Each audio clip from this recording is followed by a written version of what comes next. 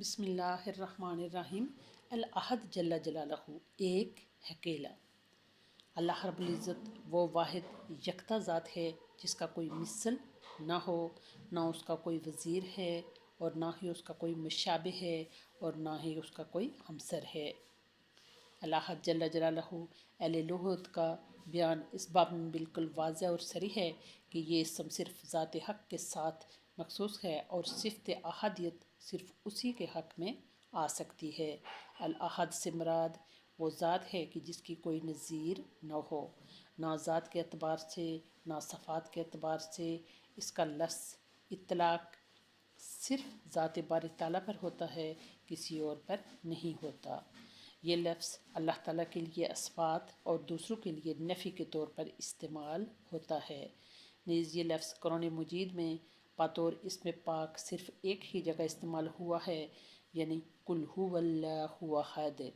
یہ لفظ توحید باری تعالیٰ پر ایک عجیب دلیل ہے کہ اس کا تکرار لفظ بھی نہیں ہوا اور استعمال بھی نکرہ ہوا، یعنی کہ اسم احد ایسی شان میں جلوہ گر ہے کہ تعریف کی ضرورت نہیں، اور احدیت ایسے کمال میں ہے کہ کسی زائد حرف کا استعمال نہیں ہوا۔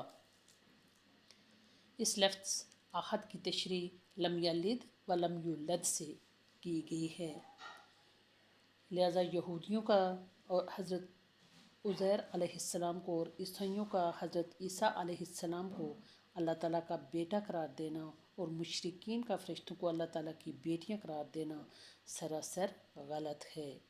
وہ اکیلا ہے، نہ اس کا کوئی بیٹا ہے، نہ بیٹی ہے، نہ بیوی ہے۔ قرآن مجید نے توحید کے اس پہلو پر سب سے زیادہ زور دیا ہے کہ ہر مقصد کے لیے دعا اور مدد طلبی صرف اور صرف اللہ تعالیٰ سے ہو اور ہر عبادت صرف اسی کے لیے ہونی چاہیے۔ یہ اس لیے کہ شرک میں مبتلا ہونے والی دنیا کی قومیں اور امتیں شرک فی الدعا اور شرک فی العبادت، یعنی دعا کے شرک اور عبادت کے شرک ہی میں زیادہ تر مبتلا ہوئی ہیں، اور ہمیشہ ناخدا شناس اور کم عقل انسانوں سے یہی شرک زیادہ ہوا ہے کہ انہوں نے اللہ تعالیٰ کے سوا اور ہستیوں کو اپنا حاجت روا اور مشکل کشا سمجھ کر ان سے دعائیں کیں، اپنی حاجتیں اور مرادیں ان سے مانگیں، انہیں راضی اور خوش کرنے کے لیے طرح طرح سے ان کی عبادت اور پوجا کی، ان کے آگے سجدے کیے، ان کے نام کی خیرات کی اور ان کے لیے نذریں اور منتیں مانی۔